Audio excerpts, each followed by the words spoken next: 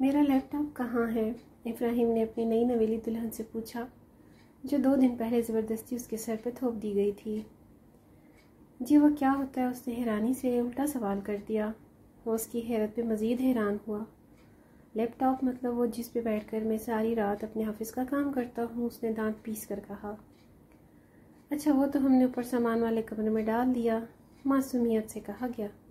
क्या? मेरा लैपटॉप तुमने स्टोर रूम में डाल दिया? क्यों? हैरत के साथ साथ उसे गुस्सा भी था। वो जी हमको लगा वो आपके काम की नहीं है, ऐसे फालतू में यहाँ पड़ी हुई है, इसलिए हम उसे ऊपर डाल आए, उसने डरते डरते कहा, जबकि इब्राहिम का बीपी ऊपर जा चुका था। उसकी समझ में नहीं आ रहा था वो उस लड़की का क्या करे। जाओ अभी जाकर मेरा लैपटॉप लेके आओ, उसने गुस्से को कंट्रोल करके आराम से कहा, जबकि वो ऐसे गायब हो गई जैसे गधे के सर से सींग। उसने एक ठंडी सांस खारिज करके अपना गुस्सा बाहर निकालने की कोशिश की और बेबसी से सर थामकर बेड पर बैठ गया। ये बानी नाम की आफत 2 दिन पहले ही उसकी ज़िंदगी में आई थी, जिसे दादी पूरी दुनिया में से ढूंढ कर न जाने कहाँ से पकड़ कर लाई थी। इतनी बड़ी दुनिया में, इतने बड़े पाकिस्तान में दादी को अपने होनहार पढ़े लिखे हैंडसम पोते के लिए यही एक लड़की मिली थी, जिसने अपनी ज़िंदगी में लैपटॉप का नाम तक नहीं सुना, जो अंग्रेज़ी तो दूर कभी उर्दू स्कूल भी नहीं गई। पता नहीं दादी को इस बला में ऐसा क्या नज़र आ गया जो उन्होंने इस जाहिल लड़की को उसके सर पे थोप दिया। उसे गूंगी मिट्टी के माधो टाइप देसी गांव की लड़कियों से हमेशा से चिढ़ थी।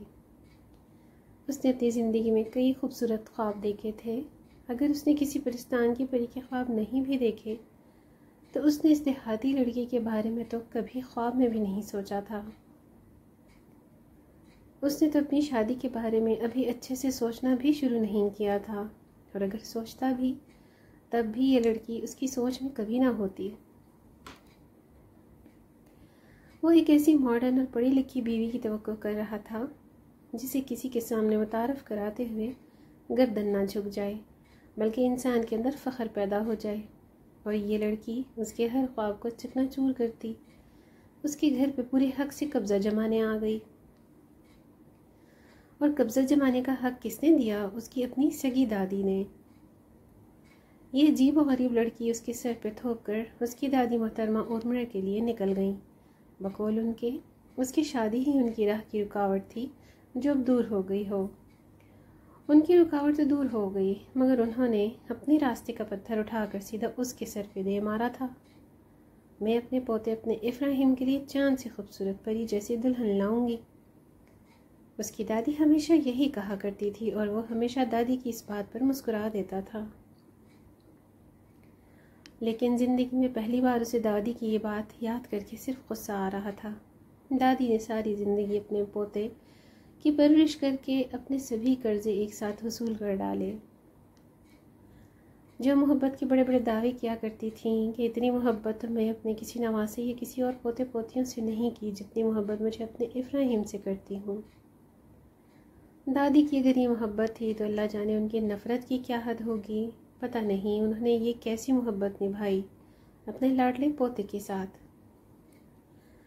हाँ, उसने खुद उन्हें ये इख्तियार दिया था कि वो अपनी पसंद की बहू तलाश करके लाएं, और ये इख्तियार भी उसने उनके रोने और वाविला मचाने पे ही दिया था। उसने कितने भरोसे के साथ अपनी ज़िंदगी का साथी चुनने का हक उन्हें दिया था, और उन्होंने दुनिया जहान की अनपढ़ जाहिल लड़की उसके सर पे मुसल्लत कर दी। ये उन्होंने सही नहीं किया था। अगर वो मॉडर्न बहू नहीं भी चाहती थीं तो उन्हें कोई भी लड़की इंतखाब करने का हक भी नहीं था। पता नहीं किस गांव से उसके लिए लड़की पकड़ कर लाई थी और उस पर हुक्म सादर करके बोली, ये लड़की अब तुम्हारी बीवी है और इसी के साथ तुम्हें अपनी पूरी ज़िंदगी गुजारनी है। तुम्हारे होने वाली दुल्हन तो दुनिया की सबसे अच्छी लड़की है, ऐसी बहू तो तुम्हें दुनिया के किसी भी कोने में नहीं मिलेगी। वो जिस इलाके में रहती है वहाँ की सबसे अच्छी लड़की है। ये कुछ मखसूस जुमले शादी से पहले दादी उससे कहा करती थी, मगर उस वक्त दादी की इन बातों का मतलब वो नहीं समझ सका। अगर समझ जाता तो उसे मालूम हो जाता कि वो अच्छी है, खूबसूरत है तो सिर्फ दादी के अपने हिसाब से, और 70 साल पुरानी दादी और आज के दौर में ज़मीन आसमान का फ़र्क है। वो एक कुर्सी लिए अंदर दाखिल हुई तो हैरत से उठकर खड़ा हो गया। वो दुपट्टे के पल्लू से अपने आंसू साफ करते करते बेड पर बैठ गई। ये उसका शोहर था जिसके साथ 2 दिन पहले उसकी शादी हुई थी। उसके बहुत मोहब्बत करने वाले मामू ने अपनी यतीम भांजी को एक पढ़े लिखे बड़े घराने में भेज दिया, मगर मामू उसका रिश्ता करते वक्त ये भूल गए कि बड़े डिग्रियों वाले ये बड़े लोग अपने लिए किसी बड़ी जीवन साथी का ख्वाब देखते थे, उन जैसी अनपढ़ गवार के नहीं।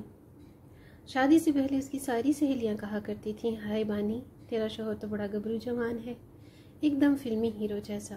मगर इन बेचारियों को क्या पता था कि फिल्मी हीरो जैसा दिखने वाला वो गबरू जवान अपने लिए किसी फिल्मी हीरोइन की ही तवक्को किए बैठा था। उसके ख्वाबों में उसकी ज़िंदगी में बानी जैसी जाहिल लड़की का कहीं नामो निशान नहीं था।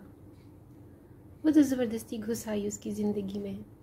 शादी एक लड़की की ज़िंदगी का सबसे खूबसूरत ख्वाब होता है। उसने अपनी आंखों में अपने होने वाले शोहर के साथ नई ज़िंदगी के कई ख्वाब सजाए थे, लेकिन इस घर में आकर उसे पता चला ख्वाब और हकीकत में बहुत फ़र्क होता है। जब उसने पहली बार इब्राहिम की तस्वीर देखी तो उसे बहुत रश्क आया अपने आप पे, लेकिन उसकी सारी सोचों पे पानी उस वक्त फिर गया जब उस पर इंकिशाफ हो कि उसका शोहर उसे नापसंद करता है। ये बात किसी भी लड़की के लिए तकलीफदेह है कि उसका शोहर उससे नफ़रत करता है। नफ़रत या मोहब्बत जो भी था, अब यही उसका शोहर उसका जीवन साथी था। उसी के साथ उसने अपनी सारी ज़िंदगी गुजारनी थी।